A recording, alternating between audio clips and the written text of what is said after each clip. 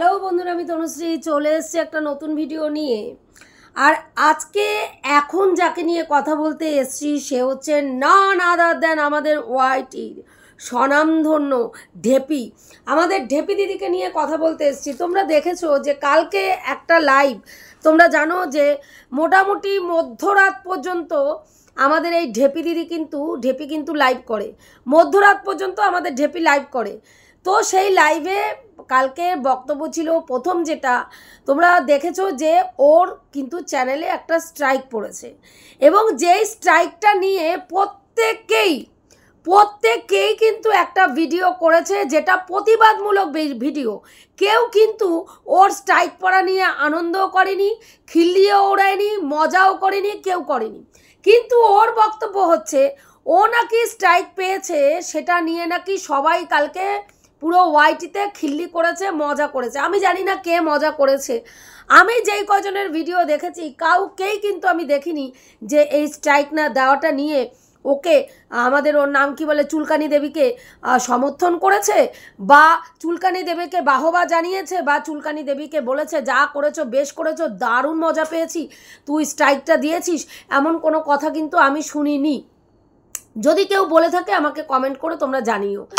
এইবার বক্তব্য হচ্ছে যে কালকে তোমরা সেই স্ট্রাইকটা নিয়ে রুনাদি একটা ভিডিও করেছে এবং রুনাদি ভিডিওটাতে বলেছে যে ও মানে কপিরাইট স্ট্রাইক, মানে ওর নাম কি বলে কমিউনিটি গাইডলাইন স্ট্রাইক পেয়েছে। এবার সেটা নিয়ে ও বক্তব্য দিচ্ছে যে রুনাদি জানেই না কোনটাকে কমিউনিটি গাইডলাইন স্ট্রাইক বলে আর কোনটাকে কপিরাইট স্ট্রাইক বলে। কমিউনিটি গাইডলাইন স্ট্রাইক কখনোই কোনো ক্রিয়েটার দিতে পারে না। কমিউনিটি গাইডলাইন স্ট্রাইক শুধুমাত্র ইউটিউব, যে কোনো কন্ট্রোভার্সি ক্রিয়েটার বলুন বা কোনো কন্টেন্ট ক্রিয়েটারকে ইউটিউব একমাত্র এই অধিকারটা ইউটিউবের রয়েছে, তারা কমিউনিটি গাইডলাইন স্ট্রাইক দিতে পারে। এবং কমিউনিটি গাইডলাইন স্ট্রাইক যদি কারো চ্যানেলে একবার পড়ে যায়, সেটা কিন্তু পুরো যতদিন ওই চ্যানেলটা থাকে কমিউনিটি গাইডলাইন স্ট্রাইকটাও ততদিন থাকে। আর কপিরাইট স্ট্রাইকটা হচ্ছে এমন একটা স্ট্রাইক যেটা তুমি যদি কারো কন্টেন্ট, মানে কোনো কন্ট্রোভার্সি ক্রিয়েটার বা কোনো ব্লগার কন্টেন্ট, তার চ্যানেলে কোনো কন্টেন্ট রয়েছে, তার কন্টেন্টটাকে নিয়ে এসে তুমি তোমার চ্যানেলে কোনো জায়গায় ব্যবহার করো, সেই ক্ষেত্রে সেই ক্রিয়েটার তোমাকে কপিরাইট স্ট্রাইকটা দিতে পারে। যেটা এরও আগে এই ঢেপি সুন্দরী খেয়েছিল আমাদের সৌমালি দিদির কাছ থেকে, কপিরাইট গাইডলাইন স্ট্রাইক খেয়েছিল। সেম সেই কপিরাইট স্ট্রাইকটাই আবার আমাদের এই চুলকানি দেবীর থেকে খেয়েছে, যেটা 90 দিন পর্যন্ত থাকবে। 90 দিন পরে অটোমেটিকলি কমিউনিটি গাইডলাইন স্ট্রাইকটা এই মানে কপিরাইট স্ট্রাইকটা উঠে যাবে। এইবার এটা নিয়ে ও কালকে প্রচুর জ্ঞান ট্যান আমাদের রুনাদিকে দিল। এখন বক্তব্য হচ্ছে আমরা এখানে কাজ করতে এসছি মানেই আমরা প্রত্যেকেই যে একেবারে খুব নলেজেবল এই ব্যাপারে, টেক চ্যানেল অনেকেই দেখার সময় পায় না বা প্রয়োজন মনে করে না, কোনো কিছুতে না ঠেকলে মানুষ তোমার নাম কি বলে ওই টেক চ্যানেলগুলো দেখে না। এবার টেক চ্যানেলে যতটুকু শেখার দরকার শিখে নিয়েছে, স্ট্রাইক নিয়ে কোনোদিনও সেই রকমভাবে মাথা ঘামায়নি, তাই স্ট্রাইক নিয়ে ব্যাপারটা জানে না কোনটা কমিউনিটি গাইডলাইন স্ট্রাইক কোনটা কপিরাইট স্ট্রাইক, সেটা রুনাদি জানে না। তাই রুনাদি ভুলবশত বলে দিয়েছে যে কমিউনিটি গাইডলাইন স্ট্রাইক পেয়েছে, সেটাকে নিয়ে ও বলল। এইবার কালকে আরও একটা বক্তব্য ওর লাইভ থেকে শোনা গেল যে আমাদের এই রিম্পা নাকি এই চুলকানি দেবীর সঙ্গে দেখা করেছে। কোন কিছুতে বোঝা গেল যে রিম্পা এই চুলকানি দেবীর সঙ্গে দেখা করেছে? কারণ না তো রিম্পা ভিডিওতে দেখিয়েছে, না চুলকানি দেবী ভিডিওতে দেখিয়েছে, না কোনো জায়গায় কোনো ভিডিওতে তারা এমন কিছু কথা বলেছে যেটার থেকে উঠে আসে যে চুলকানি দেবী এবং রিম্পা দুজনের সঙ্গে কোনো একটা জায়গায় মিট আপ করে গট আপ সেট আপ করেছে, এমন কোনো কিছু আমরা কিন্তু ক্যামেরার মধ্যে দেখতে পাইনি। এবার বক্তব্য হচ্ছে কেন এই কথাটা উঠে আসলো? কথাটা উঠে আসলো এই কারণে, কারণ রিম্পা কালকে একটা ভিডিও করেছে, যেই ভিডিওটাতে আমাদের এই চুলকানিকে মানে আর কি বলেছে উদ্দেশ্য করে যে তুই তো জানিস, তুই তো আমার ছেলেদেরকে দেখেছিস, তো তুই জানিস আমার ছেলেদেরকে আমি কি শিক্ষা দিয়েছি, তুই তো সেটা ভালো করে চোখে দেখেছিস। এই যে কথাটা, এই কথাটা শুনেই আমাদের ঢেপি বুঝে গেছে যে ওরা দেখা করেছে। এবার আমার বক্তব্য, আমি জানি না ওরা দেখা করেছে কি না, কিন্তু আমার বক্তব্য সেটা তো ও ভিডিও কলের মাধ্যমেও, রিম্পা ভিডিও কলের মাধ্যমেও চুলকানির সঙ্গে কথা বলে ওর ছেলেদের দেখা করাতে পারে, বা ওর ছেলেদের সঙ্গে মানে কথা বলিয়ে দিতে পারে চুলকানির, যে দেখ এই যে চুলকানি কথা বললো, এই নাও মাসির সাথে কথা বলো, এরকম তো বলতেই পারে, ভিডিও কলিংয়ের মাধ্যমে দেখতেও পারে, কথা বলতেও পারে। এবার আমি জানি না যে ওরা সত্যি সত্যি ভিডিও কলে দেখা করে মানে দেখে কথা বলেছে নাকি পার্সোনালি দুজন দেখা করেছে। আমরা যেটুকু জানি যে রিম্পা কিন্তু দুটো বাচ্চা নিয়ে ও একা থাকে, ওর যখন তখন বাড়ির থেকে বেরিয়ে একটা লং টাইম জার্নিতে গিয়ে দেখা করাটা সম্ভবপর নয়। এবার সেইখানে বক্তব্য, এই ঢেপির বক্তব্য কি, যে এই চুলকানি দেবী, যে মানে চুলকানি দেবীর সঙ্গে যে রিম্পা দেখা করেছে এটা দীপ্তিদি জানে। কারণ দীপ্তিদি হচ্ছে as a mentor, as a guardian, রিম্পার সমস্ত কিছু দীপ্তিদিই পরিচালনা করে, দীপ্তিদিই ওকে জ্ঞান দেয়, দীপ্তিদিই ওকে শেখায়, দীপ্তিদিই ওকে চালনা করে। সত্যিই কি তাই? এখানে প্রত্যেকটা কন্ট্রোভার্সি ক্রিয়েটার নিজের নিজের মতন করে কন্টেন্ট করে, প্রত্যেকে তার স্বতন্ত্রতা বজায় রেখে কন্টেন্ট করে, তোদের মতন দালালগুলো বাদ দিয়ে, যারা এখনও পর্যন্ত নিজের মেরুদণ্ড সোজা করে ঠিককে ঠিক ভুলকে ভুল বলতে পারিস না। ক্রমাগত কেউ নোংরামি করছে, সেই নোংরামিটাকে স্ট্যাম্প দিয়ে না না ওই ঠিক, না না ওই ঠিক, না না ওই ঠিক, এগুলো কারা করে জানিস? এগুলো যারা দালালি করে তারা করে, যেটা তুই করে যাচ্ছিস। এবার বক্তব্য সেখানে যে দীপ্তিদি একজন আলাদা কন্টেন্ট ক্রিয়েটার, স্বতন্ত্র ক্রিয়েটার, রিম্পা একজন স্বতন্ত্র ক্রিয়েটার। রিম্পা সেখানে যদি দেখা করে, সেখানে দীপ্তিদির বলার কিছু নেই। দীপ্তিদি নিশ্চয়ই ওকে বলবে না যে ভাই তুমি দেখা করো না, তুমি দেখা করলে এই করবে। হ্যাঁ, অ্যাজ এ ওয়েলভিশার হিসাবে রিম্পাকে সাবধান করতে পারে যে রিম্পা তুমি তোমার মনের কথা বা তুমি ওর সঙ্গে মেশাটা কিন্তু খুব সন্তর্পণে মিশো, কারণ এ কিন্তু বিশ্বাসযোগ্য নয়, এটা বলতে পারে। সেই জায়গায় আমি দীপ্তিদির ভিডিও দেখলাম, দীপ্তিদি সেরকমই একটা কথা বলেছে যে আমি এটা কিন্তু রিম্পাকে সাবধান করেছিলাম যে রিম্পা তুমি কিন্তু ওর সঙ্গে মিশলে খুব সাবধানে মিশবে, খুব মানে মানে বুদ্ধিমত্তার সঙ্গে ওর সঙ্গে কথা বলবে, সব কিছু বলে দেবে না, যে পরবর্তীকালে এমন না হয় তুমিই কন্টেন্ট হয়ে মার্কেটে তোমাকেই তোমার গোপন কথাগুলো রেকর্ড করে নিয়ে পরবর্তীকালে সেটাই দিয়ে তোমাকে কন্টেন্ট করে বেঁচে খায়। কারণ এর চরিত্রটাই হচ্ছে তাই। এ যখন যাকে যার সঙ্গে কথা বলেছে তার সঙ্গে কন্টেন্ট করার জন্যই কথা বলেছে, কন্টেন্ট সংক্রান্ত বিষয়েই তার সঙ্গে কথা বলেছে, শুধুমাত্র নিজের স্বার্থেই তার সঙ্গে মিশেছে, প্রত্যেকটা জায়গায় এটা কিন্তু প্রমাণিত সত্য। আজকে সেখানে দাঁড়িয়ে এই ঢেপির বক্তব্য হচ্ছে যে দীপ্তিদি এই ঘটনাটা পুরোটা জানে, এবং দীপ্তিদির এমন একজন মানুষ যার রুচি এত নিম্ন রুচি। কেন তার নিম্ন রুচি? কি এমন কাজ করলো যার জন্য তার রুচি এই ঢেপি সুন্দরী বুঝতে পারলো? এত হাই লেভেলের ট্যাটাসবান একজন মহিলা কি করে বুঝতে পারলো যে দীপ্তিদির নিম্ন রুচি? দীপ্তিদি একেবারে গাটার ছাপ কি করে বুঝলো? না, সীমাদিকে দেখতে চাওয়া। তোমরা জানো যে যখন এই যে আমাদের বরানগর থানায় সীমাদি এসছিল, আমাদের মুন্দি একটা সীমাদির নামে কেস করেছিল এবং সাইবার ক্রাইমে, সেই সময় সীমাদি দেখা করতে এসছিল আমাদের বরানগর থানায়, এবং বরানগর থানায় যখন এসছিল সেই সময় দীপ্তিদির সীমাদিকে দেখার প্রচণ্ড ইচ্ছা ছিল, এবং দীপ্তিদি চেয়েছিল যে সীমাদিকে যদি দেখতে পারতো কাছ থেকে, এবং সেই কথাটা রিম্পার সঙ্গে আলোচনা করছিল, এবং দীপ্তিদির সঙ্গে সীমাদির সেই সময় সখ্যতা সেমন ছিল না, দুইজনের মানে একজন আরেকজনের নেগেটিভে ভিডিও করতো, সেই কারণের জন্য। এবার বক্তব্য হচ্ছে যে সেইখানে দাঁড়িয়ে যদি কোনো কন্ট্রোভার্সি ক্রিয়েটার আরেকজন কন্ট্রোভার্সি ক্রিয়েটারকে দেখতে চায়, তাহলে তার রুচি যে কত নিম্ন রুচি, যে কি রুচি ওর সঙ্গে দেখা করতে চাইছে, ওর সঙ্গে দেখা করার ইচ্ছা প্রকাশ করেছে। ভাই যে বলছে যদি আজকে দীপ্তিদির রুচি খারাপ হয়ে থাকে, তাহলে তার রুচি কি?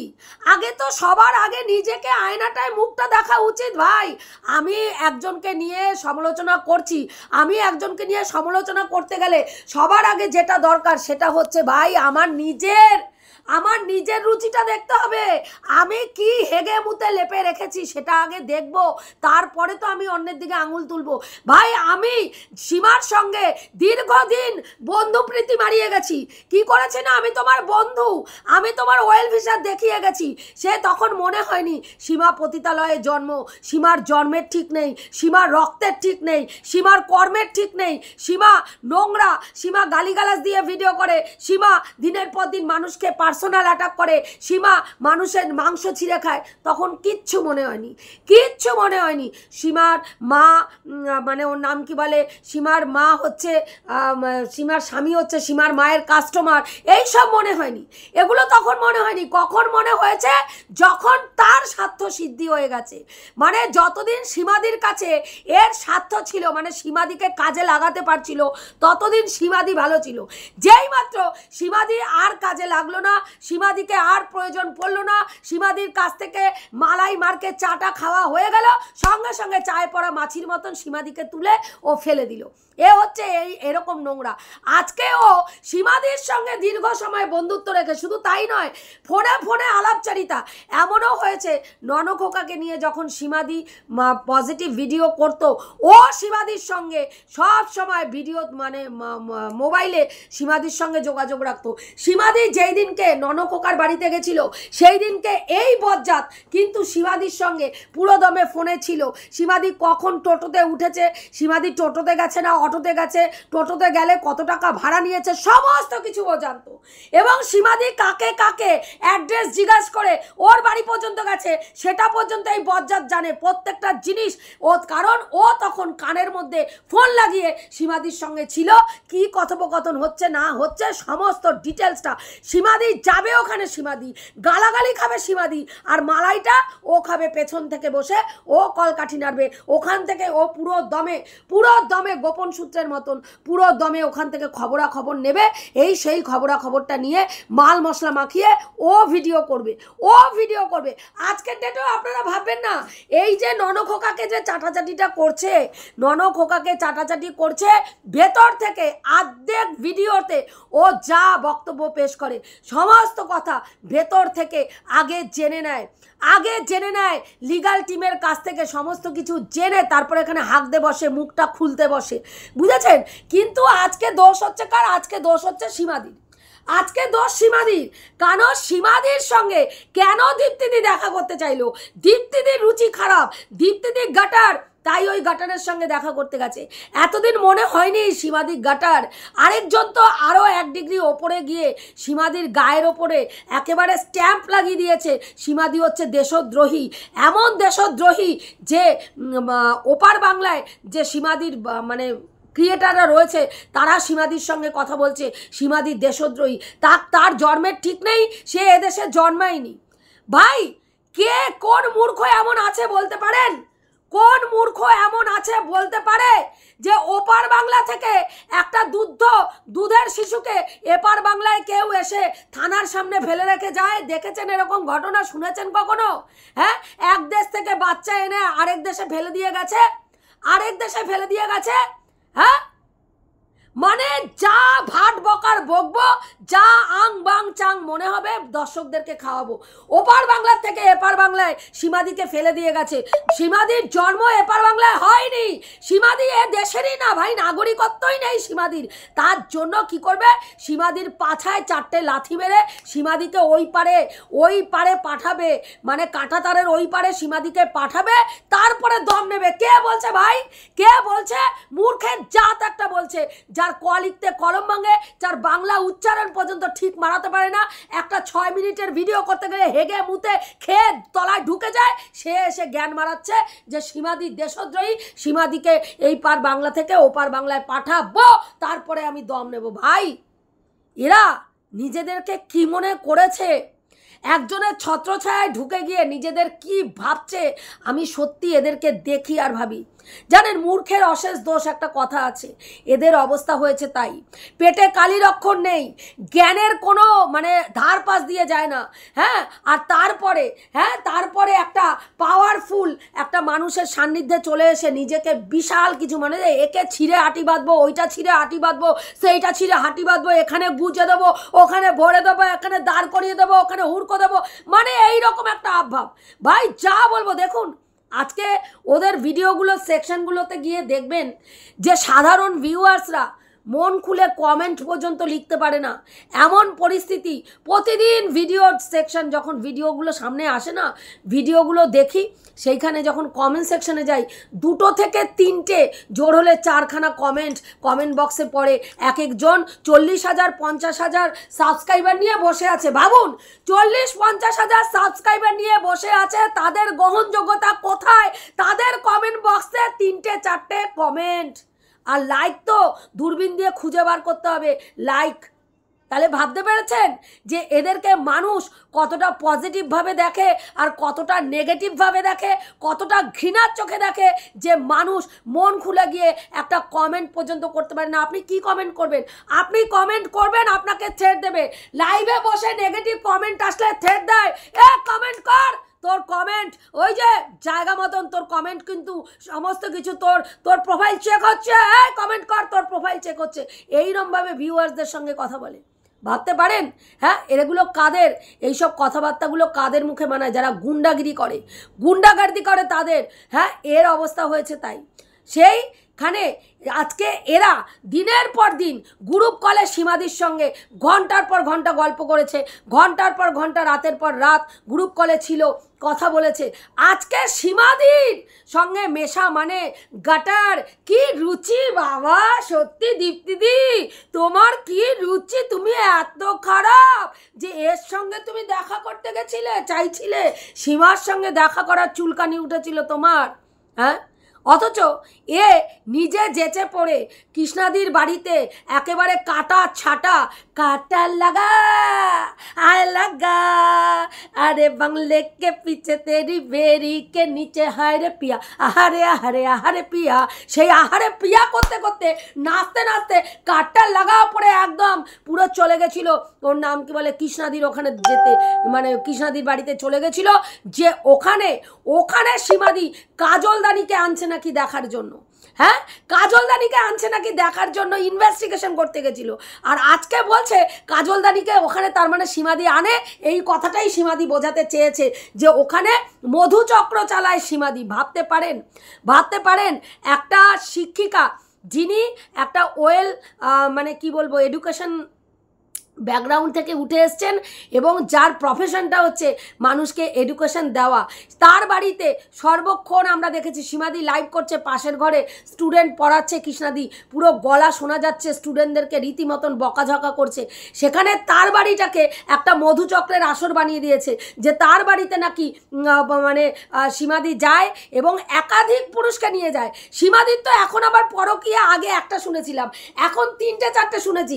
এখন শুনছি কোথায় জিলেপিওয়ালা, কোথায় চালালা, তারপরে হচ্ছে এই কাজল, মানে 3জন তো অলরেডি শুনতে পাচ্ছি। এতদিন এরা শুনতে পায়নি, এতদিন সীমাদি ধোয়া তুলসী পাতা ছিল, আর সীমাদি এতদিন সতী ছিল, এখন সীমাদি একেবারে অসতী, আর এরা হচ্ছে তুলসী তলায় দিয়ে বাতি, সব এক একজন মহাসতী, মানে হাসবো না কাঁদবো খুঁজে পাই না। এমনও হয়েছে, কালকে সীমাদির লাইভে শুনলাম যে গ্রুপ কলে কথা হচ্ছে। ভাবুন কতটা নিকৃষ্ট মানসিকতার মহিলা এরা আবার সমাজসেবামূলক কাজ করবে। হ্যাঁ, সীমাদি সঙ্গে এরা গ্রুপ কলে রয়েছে, কথোপকথন হচ্ছে, সেখানে স্বামীর সঙ্গে ইন্টিমেট হয়ে লাগালাগি করছে, আর ওইদিকে ফোনে কথা বলছে, এবং সেই আওয়াজগুলো রীতিমতন তাদেরকে ফোনের মধ্যে শোনাতে মানে উদ্যত হচ্ছে। কত বড় ছোটলোক মেন্টালিটি হলে, কত বড় নিকৃষ্ট মানসিকতা হলে এরা এই ধরনের নোংরামি করতে পারে। আবার যখন তারা সেগুলো নিয়ে কোনো বিশ্লেষণ করেনি, সবাই চেপে গেছে যার মতন। হ্যাঁ, কারণ সবারই একটা সভ্যতা ভদ্রতার ব্যাপার আছে। এই ইতর কতটা ইতর, সেইখানে আবার বিশ্লেষণ করে গ্রুপ কলে বলছে, তোরা যখন আমার সঙ্গে কথা বলছিলিস না, আমার বর তখন লাগাচ্ছিল। কতটা ছোট লোক ভাবতে পারেন? কতটা ছোট লোক ইতর ভাবতে পারেন এরা, যে কত নিকৃষ্ট মানসিকতার। তারা আজকে সীমাদিকে নিয়ে মানে বিশ্লেষণ করছে যে সীমাদির সঙ্গে কেন দীপ্তিদি দেখা করতে চাইলো, দীপ্তিদির কি রুচি, দীপ্তিদির কি রুচি। আর এইদিকে মানে দীপ্তিদি রিম্পার সব ব্যাপার যেহেতু জানে, সেহেতু রিম্পা যে ওর সঙ্গে দেখা করেছে এটা কিন্তু দীপ্তিদি জানে। এগুলো সব কটা দোগলা, সামনে একরকম পেছনে একরকম। ভাই তুই কম বড় দোগলা, তুই কম বড় দোগলা। আজকে আমি জানি না যে সত্যিই রিম্পা দেখা করেছিল কিনা, আমি এইটুকু বুঝতে পেরেছিলাম রিম্পার সঙ্গে ওর একটা সদ্ভাব হয়েছে। তার কারণ রিম্পাকে একটা কেস দেওয়ার ধান্দা এই চুলকানি করছিল। কারণ তোমরা দেখেছো যে রিম্পার সঙ্গে এর আদায় কাজ করার সম্পর্ক ছিল, এবং রিম্পা মানে যেইভাবে একসময় ওকে ধুয়ে দিয়েছে, ধুয়ে পুরো একেবারে ঝেড়ে কাপড় পরিয়ে দিয়েছে, ও চাইছিল রিম্পার মুখটা বন্ধ করতে। সেই কারণে রিম্পাকে একটা কেস দেওয়ার একটা থ্রেট দিচ্ছিল, এবং রিম্পা কেস থেকে সবসময় দূরে থাকতে চায়। কারণ তোমরা সবাই জানো যে ওর দুটো ছোট ছোট বাচ্চা, ওকে সমস্তটা কিছু দেখতে হয়, ওর স্বামী থাকে না, সেইখানে ও কেসের মধ্যে জড়াতে চায় না। সেই জন্য হয়তো সেই জায়গায় দাঁড়িয়ে ওর সঙ্গে একটা সখ্যতা ফোনে করে নিয়েছিল, এবং বাইরে দেখা করেছিল কিনা আমরা কিন্তু এখনও জানি না। রিম্পার ওই ভিডিওটা শুনে আমি এটুকুই বুঝেছি, হয়তো এটাও হতে পারে যে রিম্পার সঙ্গে এই চুলকানি মানে ওর নাম কি বলে ভিডিও কলিংয়ে ওর ছেলেদের সঙ্গে কথা বলিয়ে দিয়েছিল। এবার সেইখানে এই ঢেপির বক্তব্য না, ওরা দেখা করেছে এবং সেইটা পুরো ভিউয়ার্সদেরকে চেপে গেছে এবং নিজেরা ভেতরে গট আপ সেট আপ করে নিয়েছে। ভাই এরকম গট আপ সেট আপ তো তুইও বহু লোকের সঙ্গে করেছিস। তুই একসময় যেই বড় চ্যানেলের সঙ্গে মানে এই যে যার জন্য চুলকানি একটা বড় কেস খেলো, সেই বড় চ্যানেলের ওনাররা তোর নামেও কেস করেছিল, তোকেও থানায় ডেকে পাঠিয়েছিল। তারপরে সেখানে দাঁড়িয়ে সেই বড় চ্যানেল তোর নামে কেস করেনি, কিন্তু চুলকানির নামে কেস করেছে। তাহলে তুইও তো আমরা বলতেই পারি যে তুইও তলায় গট আপ সেট আপ করে নিয়েছিলিস, তাই জন্যই তোকে আর ওরা মানে কেসের মধ্যে টানেনি। তুইও ভেতর থেকে ফোন টোন করে ক্ষমা টমা চেয়ে নিয়েছিলিস। আগে তুই কতটা দোগলা দেখ। আজকে সীমাদি একসময় তোর কাছে ভালো ছিল, যখন স্বার্থ পুড়িয়ে গেছে এখন সীমার মতন দেশদ্রোহী, সীমার মতন নোংরা চরিত্র, সীমার মতন পতিতা আর একটাও হয় না। অথচ এর সঙ্গেই এতদিন গলায় হলায় রাস্তাঘাটে ঘুরে বেরিয়েছিস, হ্যাঁ, তার সঙ্গে লাইক করেছিস। তখন তোর মুখে মানে মুখ উজ্জ্বল হয়েছিল, এখন এর সঙ্গে বন্ধুত্ব রাখলে তোর মুখে কালিমা লিপ্ত হবে। কারণ এখন এর থেকেও পাওয়ারফুল কাউকে তুই পেয়ে গেছিস। সেখানে অলরেডি পুরো মাথাটা ঢুকিয়ে পুরো বডি একদম গলিয়ে দাঁড়িয়ে পড়েছিস। সেই কারণের জন্য এখন আর সীমা ভালো না। তুই নিজে কতটা ভণ্ড আগে দেখ, তারপরে অন্যদেরকে নিয়ে বিশ্লেষণ করবি। আর তোর মতন মেন্টালিটির তুই আছিস, সবাই তোর মতন মেন্টালিটির না। সেই কারণের জন্য কালকে যে তোকে স্ট্রাইক দিয়েছে সেটা নিয়ে কেউ উল্লাস করেনি, কেউ আনন্দ করেনি। কিন্তু তুই ভিডিওতে কি বললি, তুই নাকি স্ট্রাইক পেয়েছিস, সেটা নিয়ে সবাই নাকি হুল্লোড় করেছে, হই হুল্লোড় মজা মস্তি করেছে। কেউ করেনি। এটা তোর মানসিকতার তুই পরিচয় দিলি। তুই তো মানুষের ভিডিওই দেখিস না, জানবি কি করে যে তোকে যে স্ট্রাইকটা দিয়েছে সেটা নিয়ে মানুষ পজিটিভ ভিডিও করেছে না নেগেটিভ ভিডিও করেছে? হ্যাঁ, অ্যাজামশান করলি আর এসে হাঁকতে বসে গেলি। মানে তোর হচ্ছে এটাই স্বভাব।